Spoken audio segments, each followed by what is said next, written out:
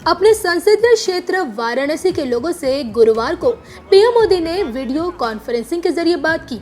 NGO और वाराणसी क्षेत्र के प्रतिनिधियों से बात करते हुए पीएम मोदी ने कबीर दास का एक दोहा दोहराते हुए कहा कि कबीर दास जी ने कहा है, सेवक फल मांगे नहीं, सेव करे दिन रात। अर्थात सेवा करने वाला सेवा का फल नहीं मांगता, दिन रात निस्वार्थ भाव से सेवा करता है और दूसरों के निस्वार्थ सेवा के हमारे यही संस्कार हैं जो इस मुश्किल समय में काम आ रहे हैं।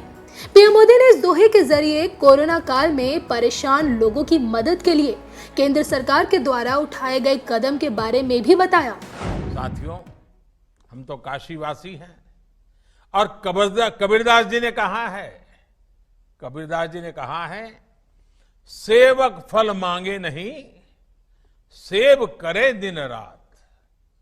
सेवा करने वाला सेवा का फल नहीं मांगता, दिन रात निस्वार्थ भाव से सेवा करता है। दूसरों की निस्वार्थ सेवा के हमारे यही संस्कार हैं जो इस मुश्किल समय में देशवासियों के काम आ रहे हैं।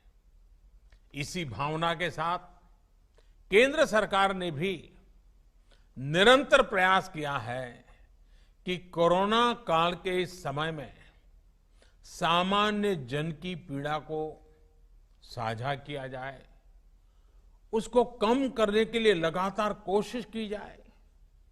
गरीब को राशन मिले, उसकी जेब में कुछ रुपये रहें, उसके पास रोजगार हो और वो अपने काम के लिए ऋण ले सके।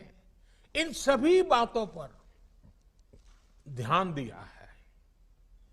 साथियों, आज भारत में 80 करोड़ से ज्यादा लोगों को, यह आंकड़ा बहुत बड़ा है, 80 करोड़ से ज्यादा लोगों को मुफ्त राशन दिया जा रहा है। इसका बहुत बड़ा लाभ बनारस के भी गरीबों को, श्रमिकों को हो रहा है। आप कल्पना कर सकते हैं कि भारत अमेरिका से भी 2 गुनी आबादी से, यानी अमेरिका की जो टोटल जनसंख्या है उससे डबल लोगों को एक पैसा लिए बिना उनका भरण पोषण कर रहा है।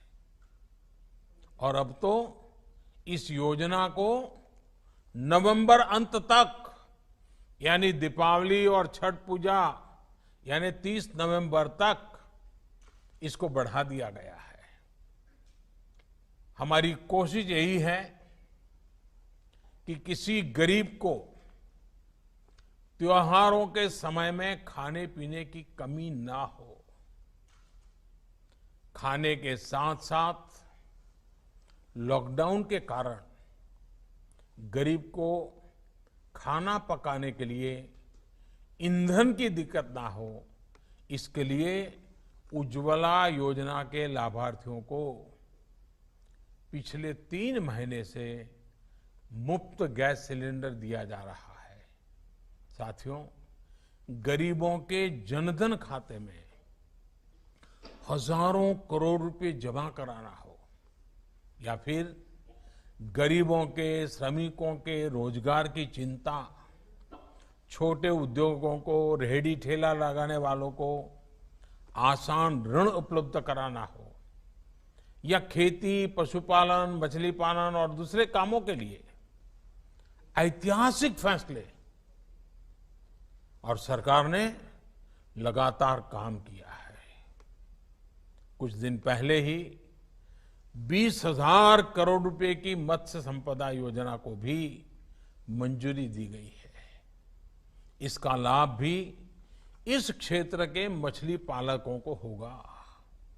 इसके अलावा यहां यूपी में कुछ दिन पहले ही रोजगार और स्वरोजगार के लिए एक और विशेष अभियान चलाया गया है। इसके तहत हमारे जो हस्तशिल्पी हैं, बुनकर है, दूसरे कारीगर है या फिर दूसरे राज्यों से जो भी श्रमिक साथी गांव लौटे हैं, ऐसे लाखों कामगारों के लिए रोजगार की व्यवस्था की गई है।